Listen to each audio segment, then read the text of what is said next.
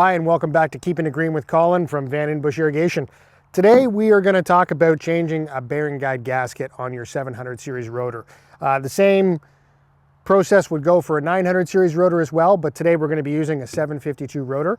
Now, when we take out that snap ring, we want to make sure that we decompress the top a little bit, pop that snap ring off, and when we remove the internal, we want to make sure that we're using our snap ring pliers. So we get that internal out, okay? Get that internal out, we can set this guy aside. Obviously, if it's in the ground, you're not gonna be able to do that. But you might ask yourself, why are we changing a bearing guide? Why do we need to change bearing guide? Well, because the truth of it is that gaskets wear out over time. And sometimes these guys can break, they can lose their functionality. So if you, for whatever reason, we need to change this, as simple as just getting a little flathead screwdriver, popping it underneath that gasket, removing it, taking that new bearing guide gasket, rolling it over the top of that internal, and you've got yourself a new gasket.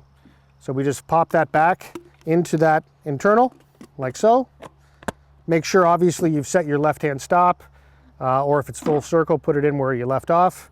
Again, when we're putting our snap ring back in, there's 4 indents in that top of the casing. We want to find one of those 4 indents to pop that snap ring back in.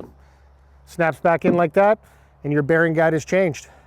Once again, thank you for keeping it green with Colin. And if you have any questions, please don't hesitate to reach out to your local Van Bush sales representative.